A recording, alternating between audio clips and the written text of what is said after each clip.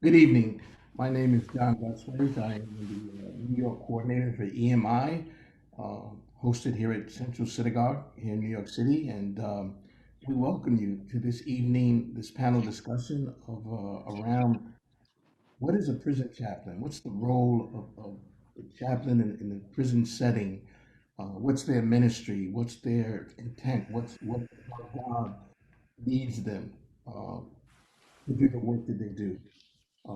We've got four warriors, four dynamic heroes in the work of prison chaplaincy, and they will be introduced by other panelists here this evening. So I thank you for joining us. I hope you have a wonderful time over the next hour. Um, and so, without further ado and wasting no time, I'm going to introduce you two other members with us.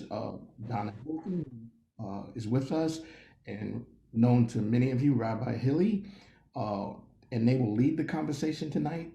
So, thank you for being here. And Rabbi Donna, I will put the ball in your court. Thank you for that, John.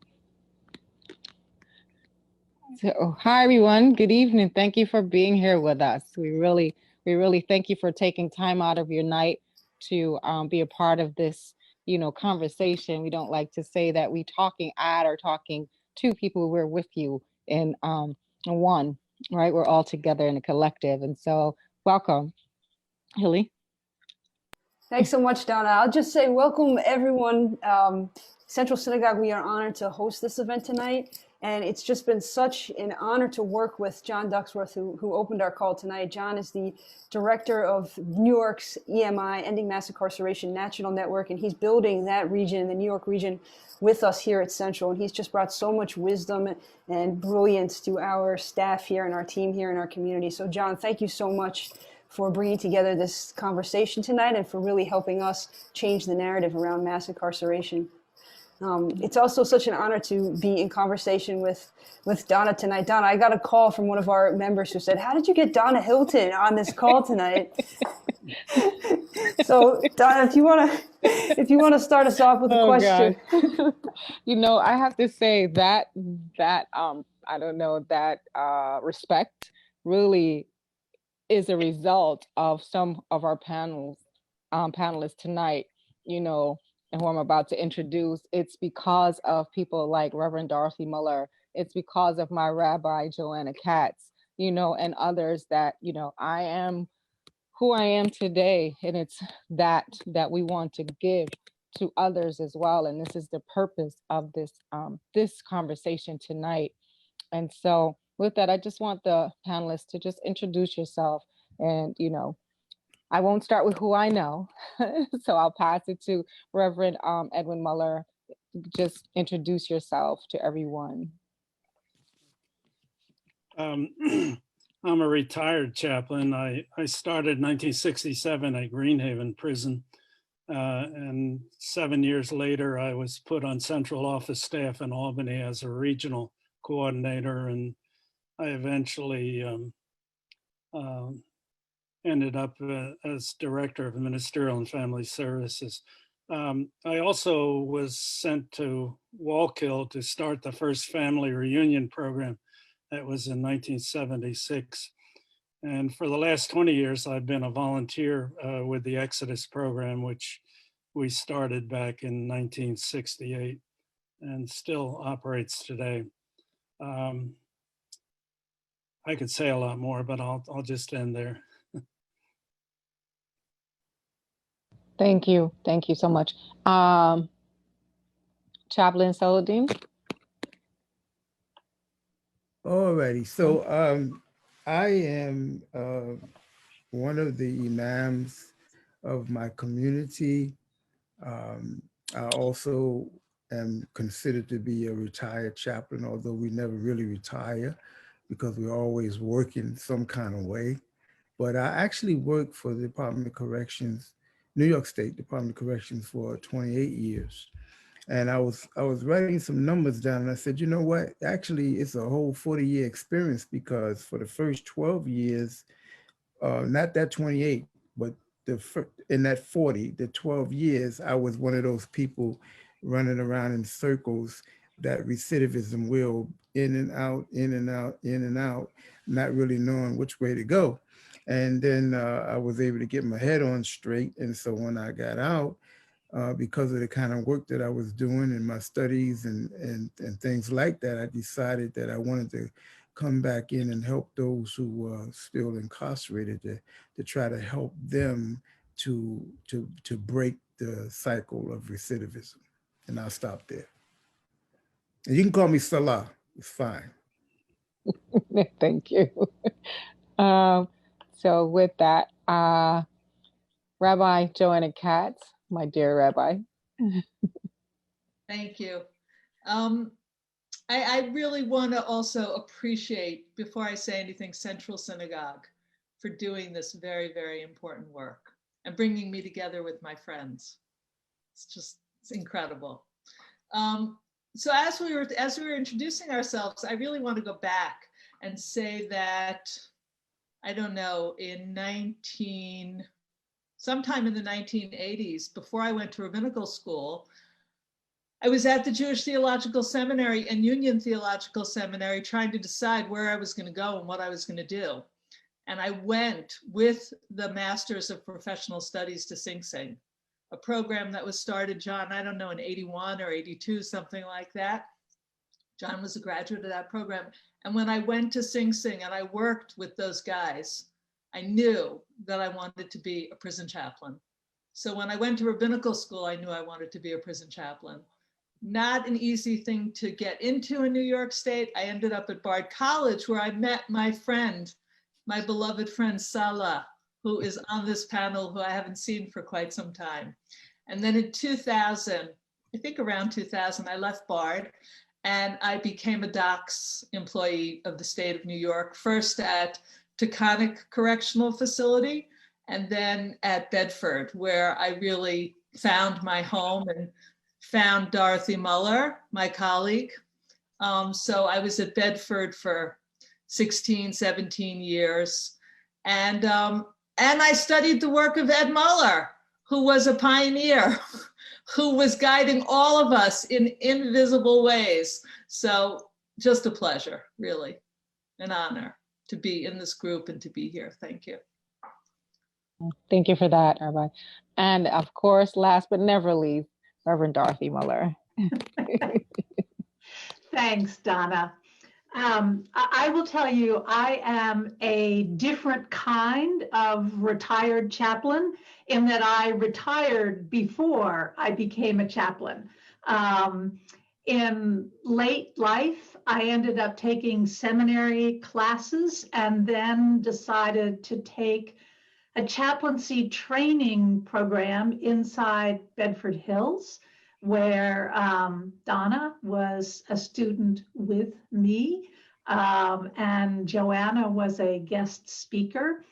And I realized there that I was in the place that I was supposed to be. And I stayed at Bedford Hills for 10 years as a volunteer chaplain, and had the honor of being kicked out of Bedford Hills a little over 2 years ago. It's a badge of courage in the profession. So, and it is thrilling. Ed Muller is not a relation, although everyone who meets me asks me first, "Oh, are you related to Ed Muller?" No, but I feel as if I am trotting far behind some very big footsteps. And Salah, it is great to meet you tonight, and I look forward to working with you going forward. Back to you, Donna. Thank you so much. Thank you all for sharing. And so I guess we'll move into questions. So Rabbi Hilly, you want to start us off? Sure. Thank you, Donna. And I'll just say that as John said to me, that you are all such heroes in this work, and heroes of mine. I'm new to the chaplain game, but I've kind of for a year and a half now been working at a prison here in New Jersey with a congregation here, and I'm just so in awe of the work that you all have done. And I'll just share too, and to get our question going, and this is gonna, I think for especially people from Central on the call, I had the privilege of bringing Rabbi Buchdahl with me once to meet the congregation that I work with. And she, as you all know, has the most amazing voice, the most amazing presence, and she's led services. And she sang Hashkivenu to the congregation. And the Hashkivenu prayer is a prayer in which we ask God to put a shelter of peace over us. And as she was singing that and praying that, I just felt I could just tell we're just all relaxing. And there were, there was noise in the background, there were alarms going off. But we had this moment where we're just kind of a lullaby and bringing that tent of peace into our space.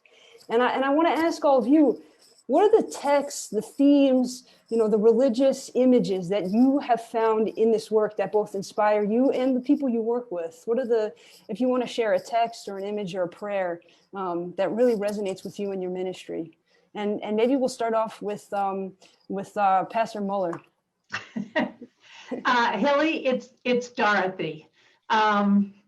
So actually there is a text that was my mantra throughout my chaplaincy. It's not from the Bible. It's actually a saying from George Fox, who was the original Quaker.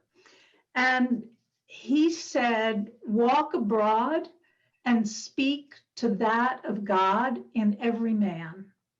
And gender issues aside, I really felt that my role inside the prison was to be the most human that I could be in all of my human frailties and strengths, my relationship with chocolate, whatever, as a way of inviting the women whom I saw to be safe in being fully human themselves.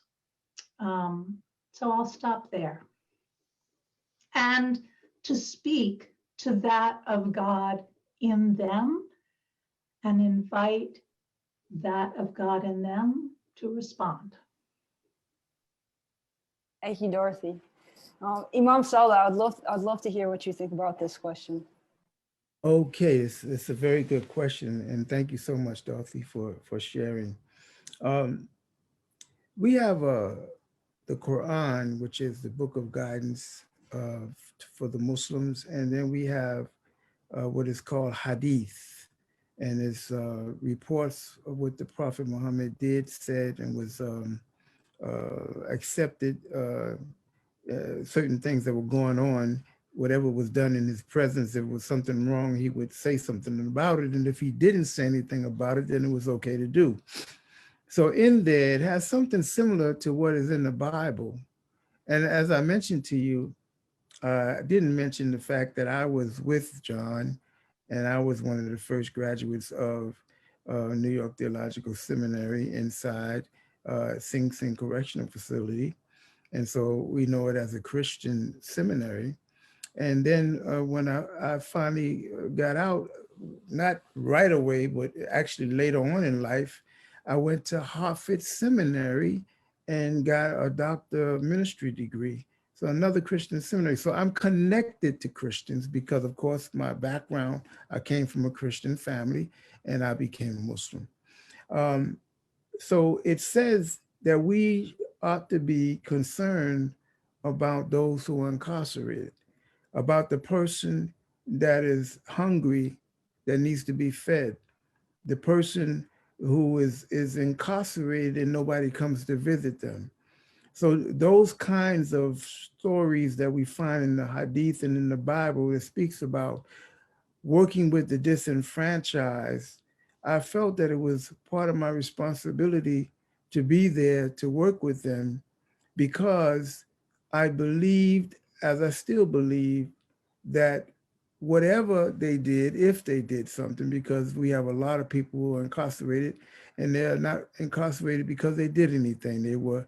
They were convicted of crimes they did not commit. And then there were those of us who did certain things, and we were there for that reason. But I didn't think that the person should look at themselves as being defeated because they may have committed a crime to put them away, but that they may have fallen, but now they can get back up, and that in fact, they were still honorable and dignified because that's what God said they were, and that they should not allow for the crime to define who they are. And so I felt that I could best represent that as being someone who came from that place, someone who came from that place, and someone who decided to stand up and to be a human being, the one that God created, the human being that is honorable, the human being that is dignified, the human being that is always extending themselves to help other human beings. Thank you, Imam. Rabbi Katz.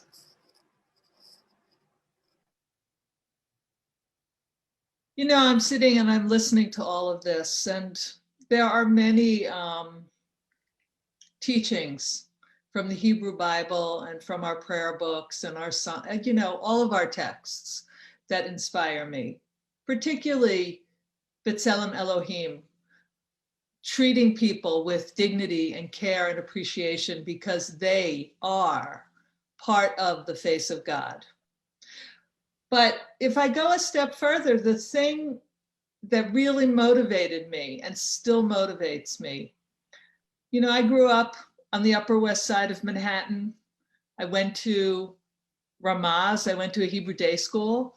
I knew the landscape of the Jewish world very well. That was my frame of reference. But very early on, I knew that when I stepped outside of that, I encountered many other faces of God. And that for my experience of God to be fuller, richer, more healing, more equitable, I needed to engage God's presence in the places that scared me and still scare me, within myself and outside. So my work as a chaplain has always been about growing my relationship with God through the relationship with somebody or something that I experience as other, and I have not yet been able to really claim as part of me.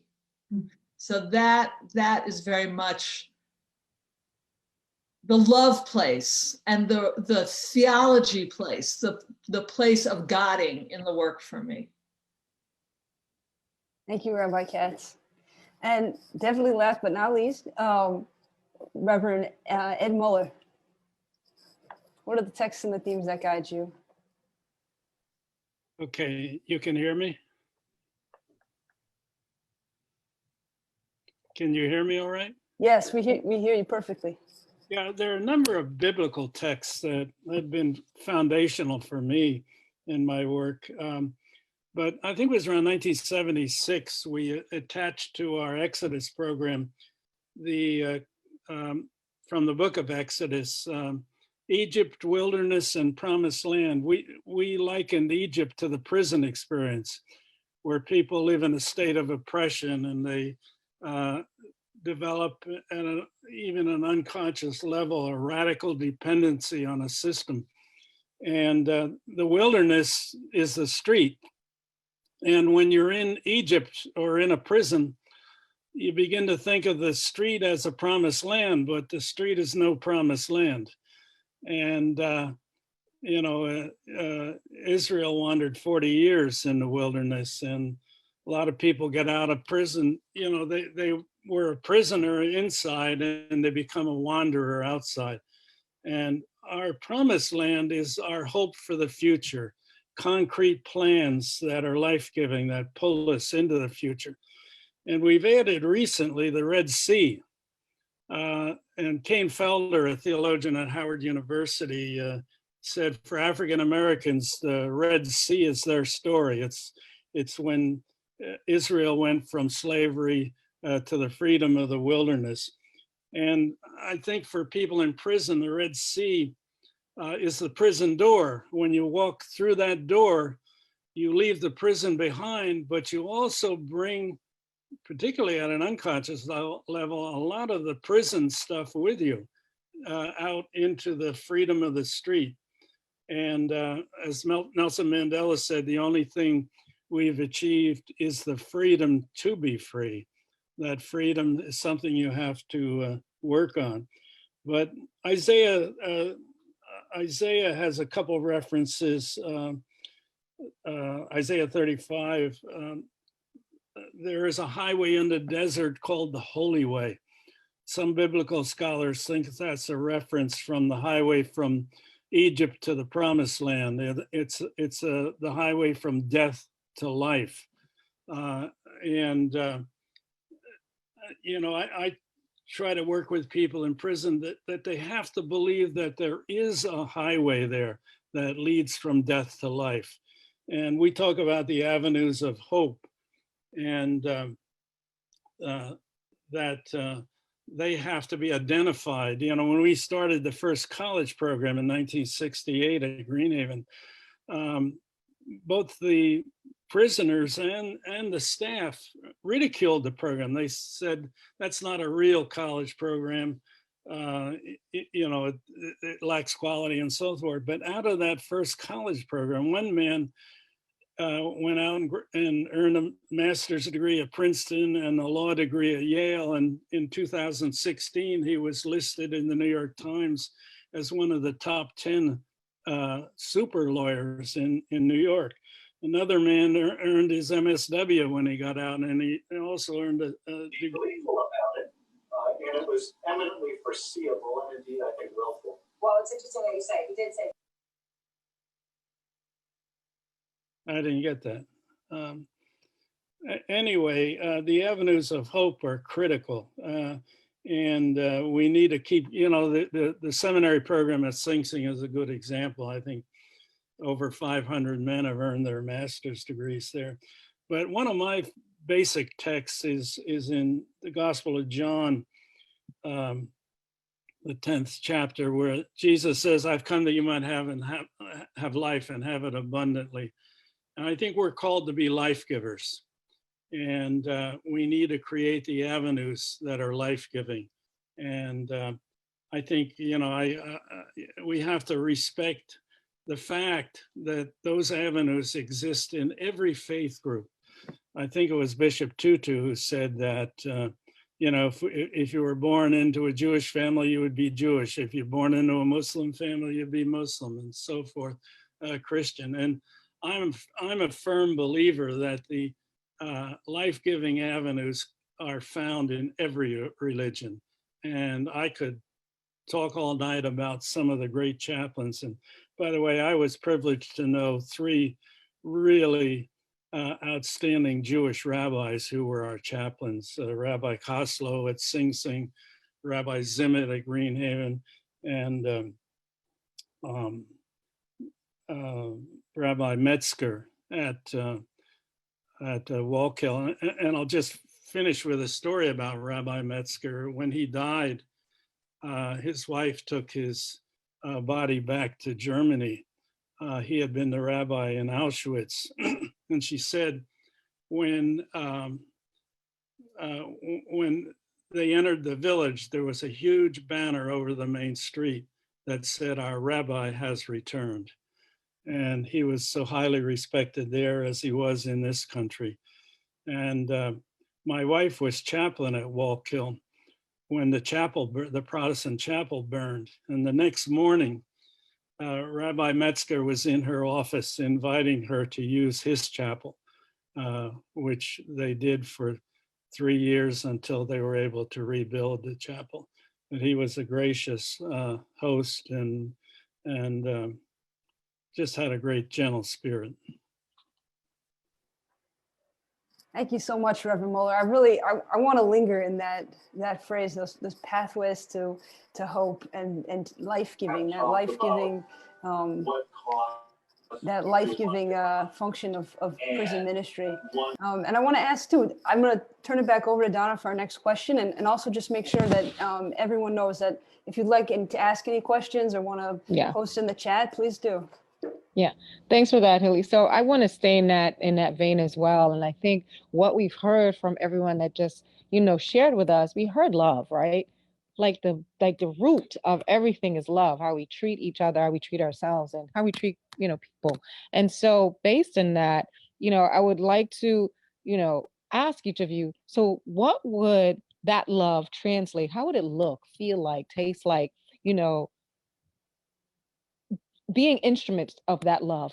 What, how can we do that? How can we show people, right? Especially those in prison, those who are going through really difficult times, those who've been oppressed. How can we, you all be that instrument of love? How have you done that? And Reverend Muller, you've just shared a lot, and you just pushed me to ask that question. How do we show love to those that continue to be oppressed and harmed? And I will start with Rabbi Joanna Katz. Yeah, I'm just going to tell this sweet little story I heard once at a didactic on chaplaincy in hospitals. And I think it was a head nurse talking about how in a hospital, doctors have no time, but the chaplain, the one chaplain who services the whole hospital, has ample time.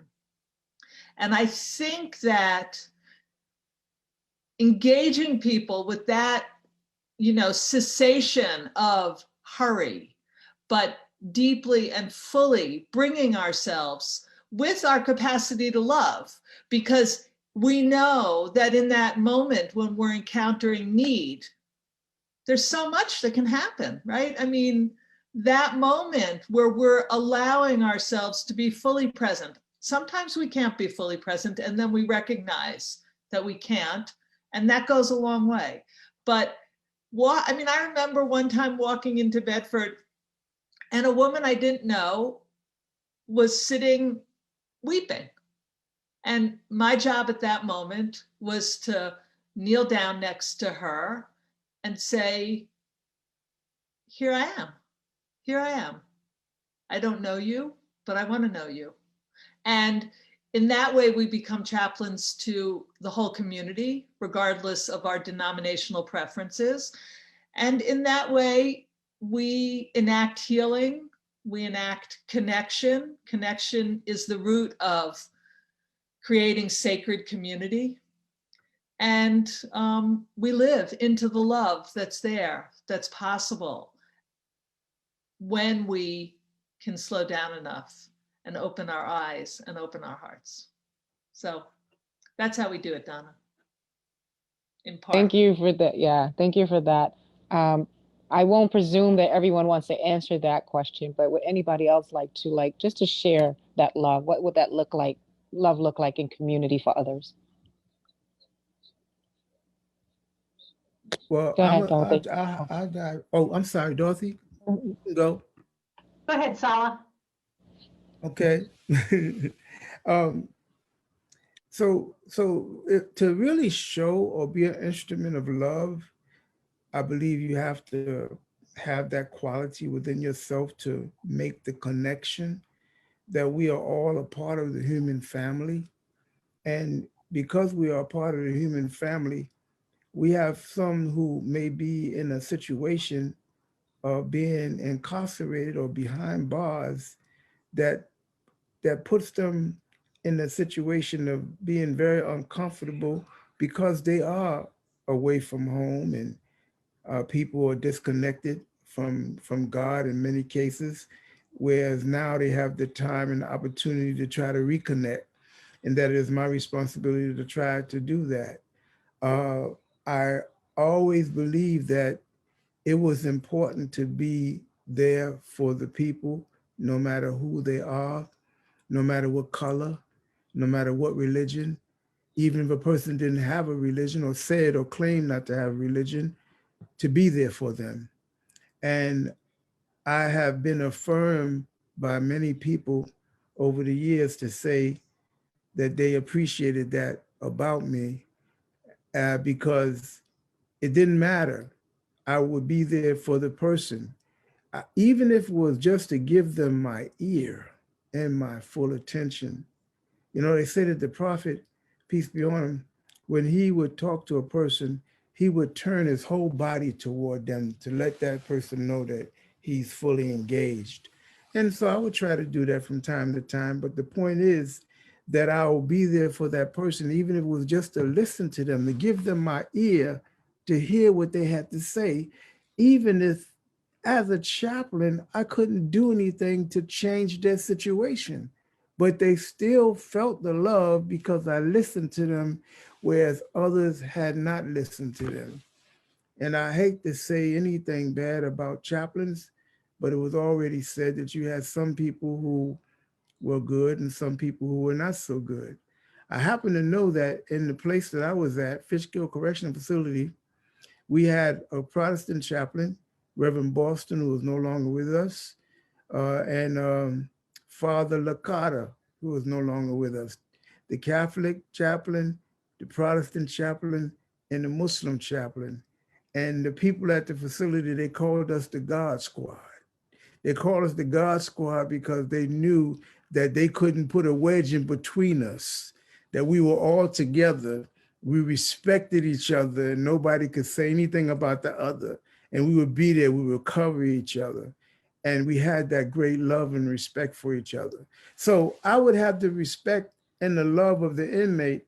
So the inmate might be looking down on himself because of low self-esteem, whatever it might be. But I felt that it was part of my calling, part of my duty to uplift that person where they were, to let them know, listen, you are important.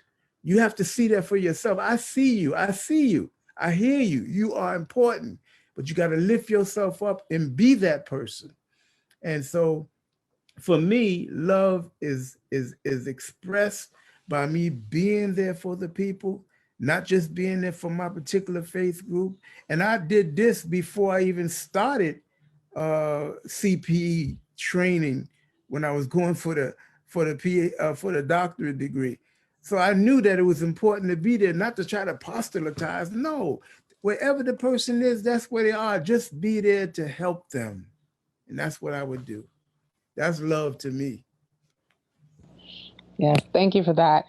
Dorothy, you like share? Sure. Yeah. Thanks, Donna. Yeah. Sala says all he can do is just listen. And I want to say there is no just about that act. That act of listening is love in and of itself. To say, how are you? And to really want to know and to be ready to hear and take in whatever comes back. And I'll talk for a minute about judgment. Because love does not come with judgment. And I found that the women I worked with were all too ready to judge themselves in all kinds of ways. And what they needed from me was simply to listen to them. And when they talked about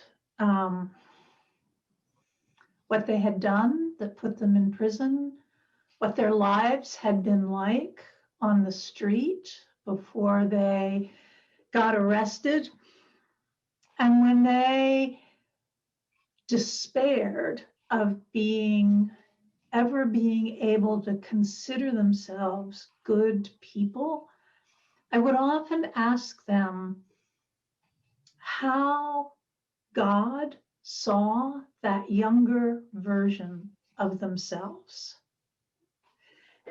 And in that context, they were able to feel compassion for themselves. Oh my God, that younger me was in a terrible place with horrible pressures. And we could say, it makes me so sad for her. And I want to say one more thing about love, besides the listening and besides the compassion, which is really understanding, being able to feel what it was like to be in that person's shoes. And the third thing, and I'll complain a little about chaplains now, I think one of the damaging things that religion can do sometimes is to put good and evil as separate and dichotomous, and to tell people they are either good or bad, they are either saved or going to hell. And the reality is that God did not make any of us like either of those things. We all have in us, including me, the same impulses, the same fears, the same longings that drive one person to kill another person. We all have in us, including the inmates in a maximum security prison, kindness, generosity, caring, a sense of humor.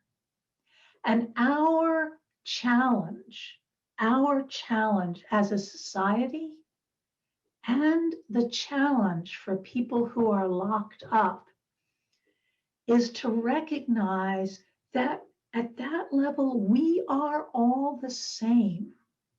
And we all have those pieces of ourselves that we feel good about and that we feel bad about.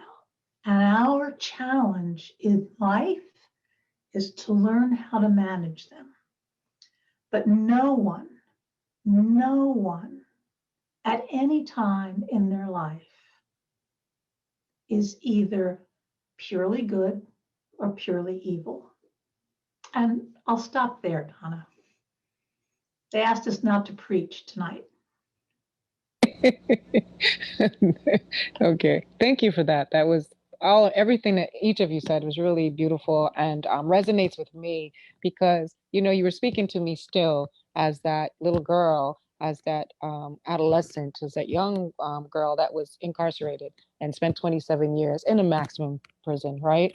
So you're speaking to so many of us, and I saw some questions about what can a layperson do to give that love or to just be with someone. And Sal, I see that you responded, I think. And what I would say is just right, he said, be yourself, but be yourself with love. All anyone wants is love. Donna, Yes. I want to add one thing to the love conversation, which I think is really important and was important in my ministry at Bedford as a rabbi serving the Jewish community. And I'm sure it was equally as important for my colleagues of other faiths. I think it was an expression of love to create the conditions in which the Jewish population at Bedford could be Jews at Bedford. And that is not an easy thing to do in prison. That's not an easy thing for any of us to create.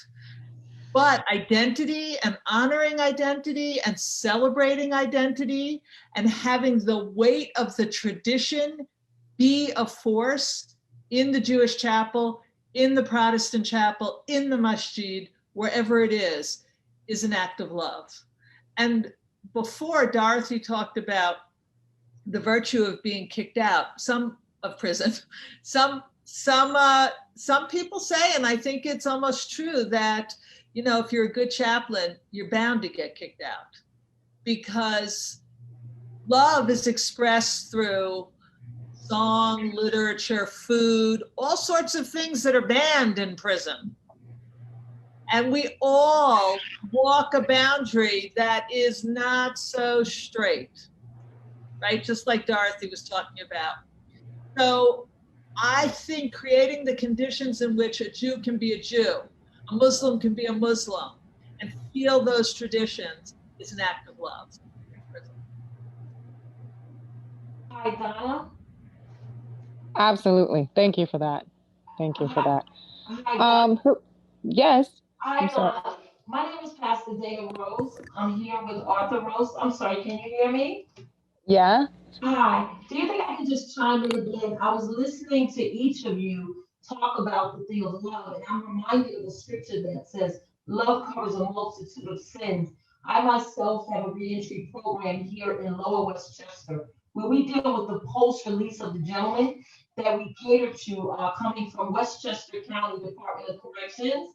So we amplify the love that's shed abroad from our faith in Jesus Christ. And many of these men have fallen deeper and deeper into a state of no return, but the love gives them that encouragement and that tenacity to know that there's hope beyond institution, if you will. We have a saying, we refuse to call them inmates or, we call them returning citizens. And our program, Family Restoration Project, we're committed to not only reducing the crime and ever escalating fiscal impact that it has on the state of New York and Westchester County, but we want these young men to never return back to the facilities and become productive in our communities. And we show nothing but love.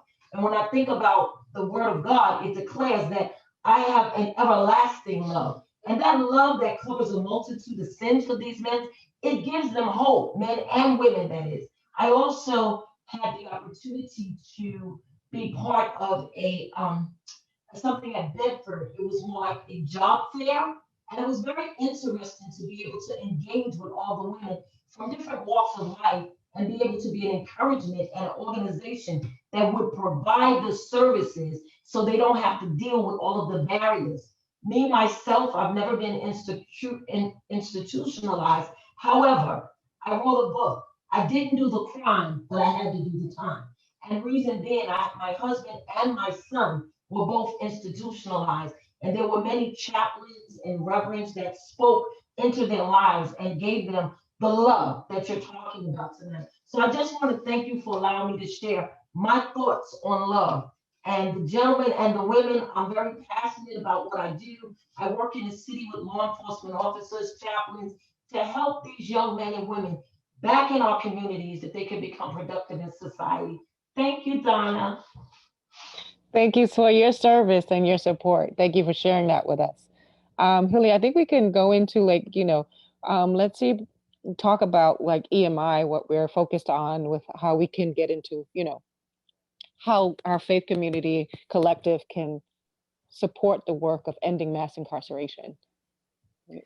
Yeah, Donna, thank you so much. And thank you too to our audience member who shared that story, and beautiful to hear from everyone. I also just want to point out just kind of how we're talking about love, but there's something, we're getting to the kind of countercultural nature of all of our faiths in some way that really, it comes out so much in the prison setting, but really exists everywhere, that we have this radical notion of human dignity and love that we have to share. And it's a love that, as Reverend Muller said, is life affirming. It gives life, it gives hope. It's a prophetic vision for the world of how we can be. So this is just such a kind of just making me think so much and about how just radical our faith traditions are and how they can speak in this way. And I think this is how the EMI network really kind of functions on this level. What do faith communities have to say about mass incarceration? Why is mass incarceration a faith issue? And the EMI network believes that faith communities have something to say, that we have a moral witness, we have a role to play. And so I want to ask our chaplains, people who have walked this walk and who have witnessed and lived this reality, what is the role of the faith community here when it comes to mass incarceration? And I'll also, feel free to unmute and share. I have a number of things I could share. There's a lot that can be done about mass incarceration. First of all, I live in Poughkeepsie, New York, in Dutchess County, and they built a wing on the county jail, and now they're building another unit that'll have 200 additional cells. And since New York State has changed the bail laws, the county jails are half full. So the one new unit that they had built, they're housing the homeless in now. And I don't know what they're going to do with the new one that'll have 200 additional cells. But just the change in that one law, all across New York State, they cut the county jail occupancy in half. And there's a lot of legislation that could really reduce the state prisons as well. Yeah, I've always been of the opinion no one should be in prison and not see a parole board. I always said within 5 years, but I would compromise and settle for 10. And they should totally do away life without parole. That doesn't make any sense. And I talked to the commissioner one time about it, and he said, well, we've got to do something because, you know, our prisons are just filling up with guys doing life without parole. But the other thing is a lot needs to be done with the parole board. Parole is a high motivating factor in a prison. A lot of people will go to school, they'll take advantage of every positive program there is so that they can make parole. And if parole dealt with them honestly and paroled them based on personal growth and development, rather than, you know, the big thing, when you go to the parole board, you are what you did, even if it was 40 years ago, and you're a completely different person. You know, so that motivating factor is important. And I think it was around 1980, I went to Nicaragua with Ramsey Clark to visit all their prisons. And, you know, the Sandinistas had just won the revolution and they didn't have any money for anything, particularly for prisons. And Thomas Borge, the Minister of the Interior, and by the way, all their wardens had been prisoners. And when you went in their office, their prison picture with their number on it was on the wall behind them. So they had a sense of compassion for the people who were in prison, but they also, Borge said to us, no one should be in prison any longer than it's absolutely necessary to protect either society or themselves. And he would hear about a prisoner who had a family and children at home, and he would tell the warden, send this man home. You know, the warden would say, well, he has 20-year sentence. Borge would say, I don't care, he belongs home with his family. And they had, I could go on, you know, with the whole system they had. But, you know, we know that people who serve, well, first of all, people who commit a crime when they're teenagers, a violent crime, I think 90-some%, they have statistics on this, never commit another violent crime after age 23. And it has to do with brain development. And there's a neurologist who's a member of Riverside Church who's doing research on the effect of damaged brain from childhood and so forth, and how it can be healed. And he's you know, takes into consideration people who are in prison. Anyway, we know that, you know, we know a lot, you know, people who have a college education in prison, 90% of them never come back. The seminary program has, I think, a record of way over 90%. We know it works, you know, and there's not a willingness in society to implement the things that work. So I'll end with that. I like to jump in there and say that I agree with you 1000%. I would think that, you know, I would often have to write letters for inmates. I didn't have to, but they would ask me, and I felt like it was something that I could do. And then after a while, I started saying, it doesn't even make sense for me to write these letters. They're not reading the letters. Here, I have more of a relationship with the inmate because this inmate may be my clerk, somebody that I'm working with, somebody that I'm talking to and working with every single day. You would think that I knew more about this person than the parole board who only sees you for a few minutes, less than 15 minutes, and you out of there. And they say that that you can't go home because of the instant offense. And as Reverend Muller said, 40 years ago, how can it be the instant offense that happened 40 years ago? If he did nothing, he would have changed or she would have changed. So it's really a bad system. The whole system is terrible. We met someone from Rwanda, and they were the superintendent or the warden of the correctional facility. And they were saying that what they had was they had arrested all of those people who killed all of those, 1 million people were killed. And they said, we will let you go if you admit what you did and say exactly what you did and build a home for the remaining family members.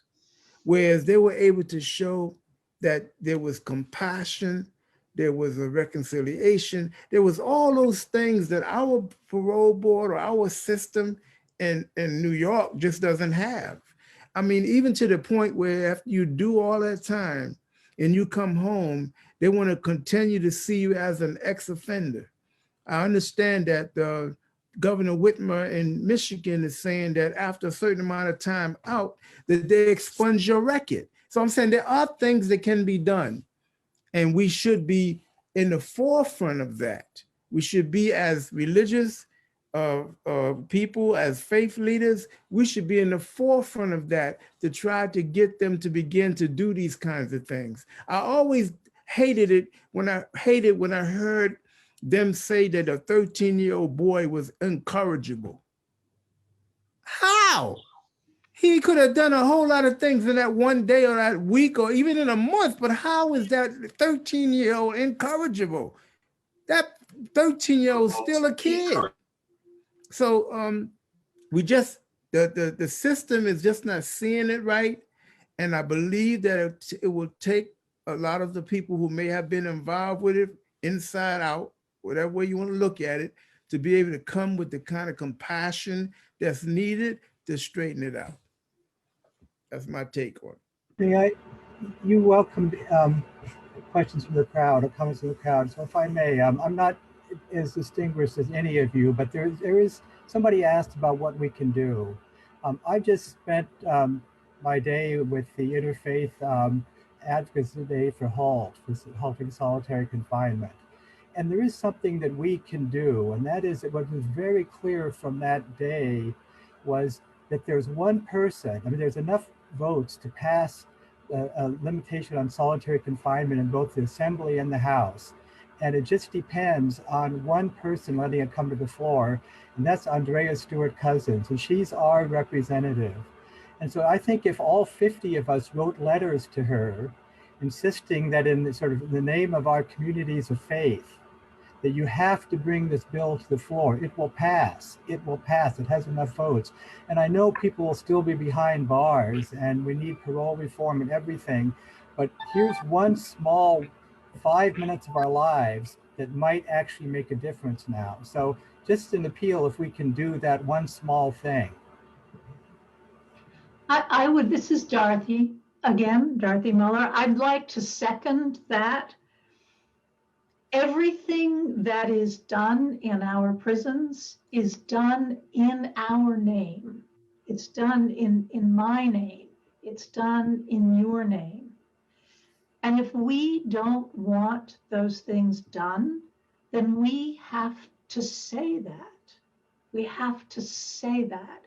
And whether you write a letter, make a phone call, ask a politician to come to your church or mosque or synagogue and have a conversation with you about prisons and your feelings about it, the more we, and I'm gonna guess that on this call, many people had no direct contact with prisons.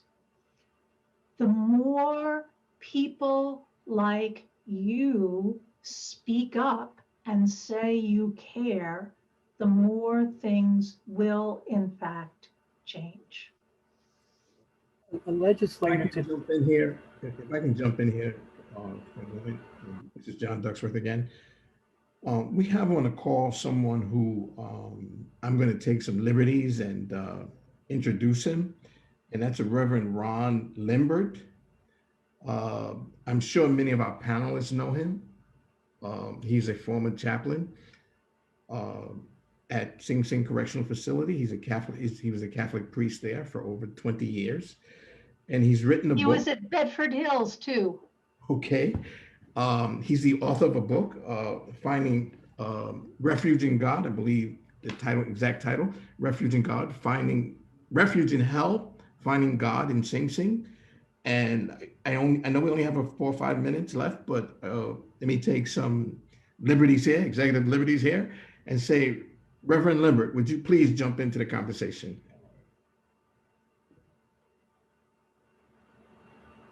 You're on mute.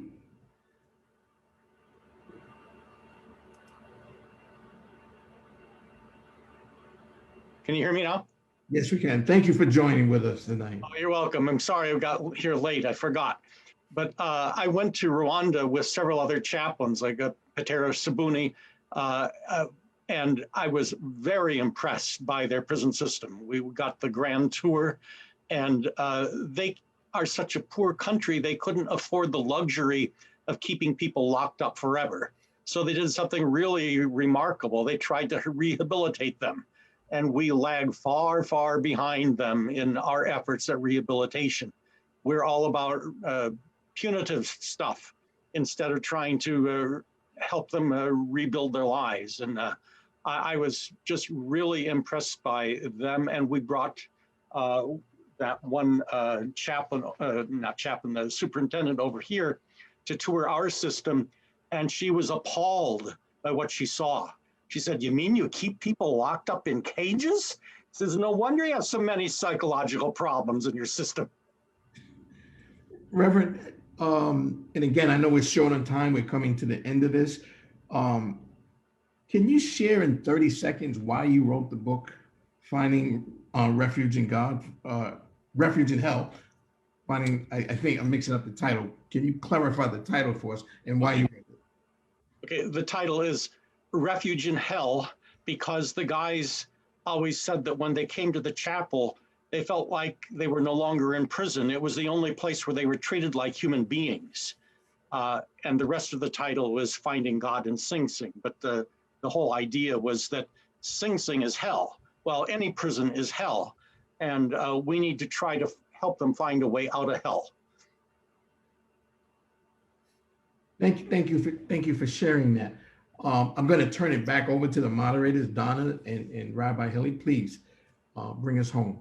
And I apologize to all, but I think hearing Reverend Limbert was very important.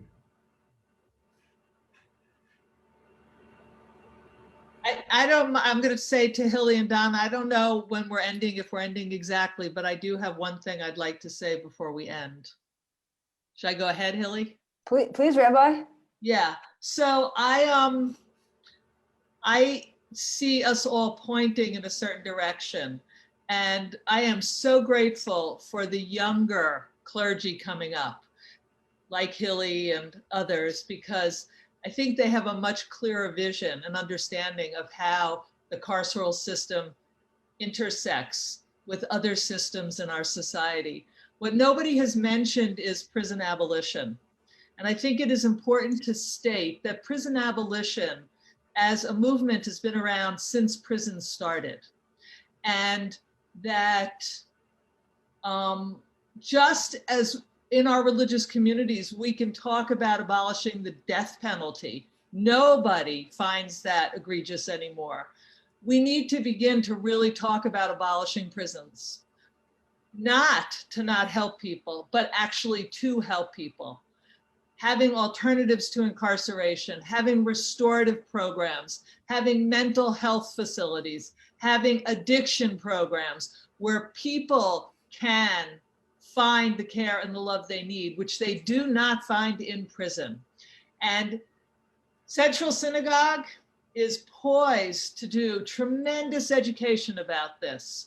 There are people in the metropolitan New York area like Ruth Gilmore Wilson and Mariam Kaba and Danielle Sered who are doing that work. And having the prison abolition work become interwoven with the ending mass incarceration for education purposes, I think is critical.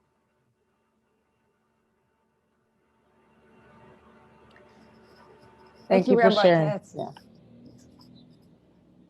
Go ahead, Hilly. Oh, thank you, Donna. I just want to thank our panelists so much, and just I'm so grateful to you. I think to have this space where we can dream together and envision a new system together, and benefit from your lived experience and your wisdom and your expertise in this area. People who have seen these systems and know that we can do better. I'm so grateful, and grateful to John for convening this dialogue. And Donna, please close us out for tonight.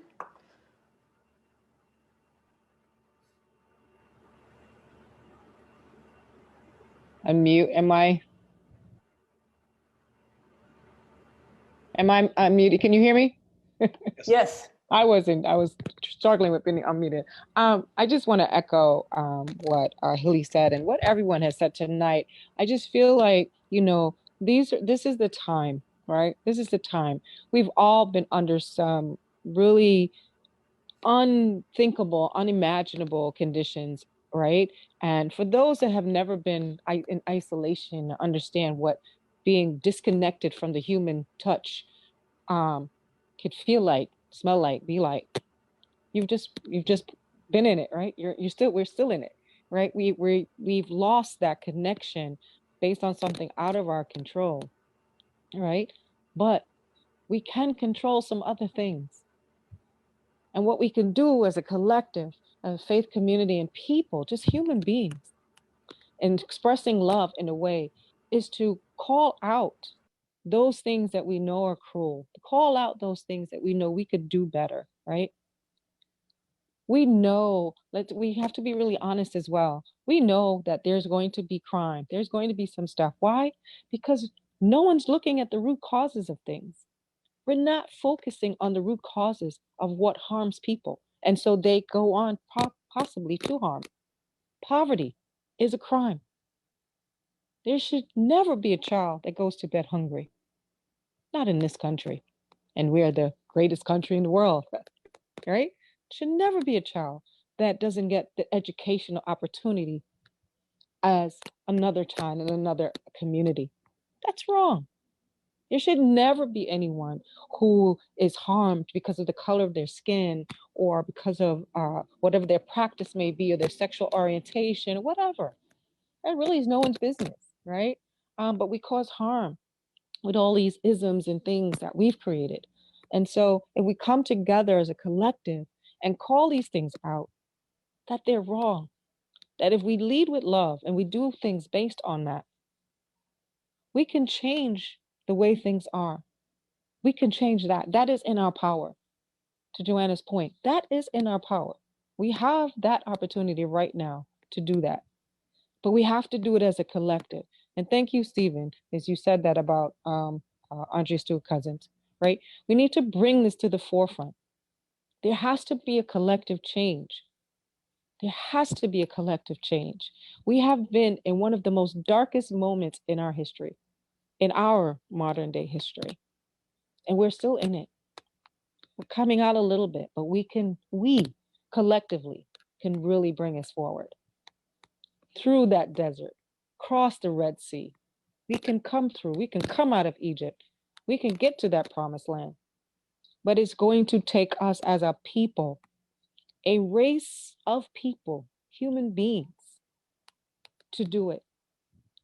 And so I, as a person who has been oppressed and has gone through some stuff, like mostly everybody here probably, right? We all have our own stuff. I ask you, join us, help us create that change to bring the love back into this world that we were all born with. That's the only reason why we're here. And we can only do this together. So with that, I just say thank you all. I thank you for what we are going to do. Rabbi Hilly, Donna, I thank you for leading this conversation tonight. And with love, I say this to every member of this panel. The respect, the admiration, the new friends that I have brought on tonight, and the ability to engage with old friends. I thank you for being here. I thank Central Synagogue for having this platform, and I pray that we have touched the hearts and spoken to the intentions of particularly those folks at Central,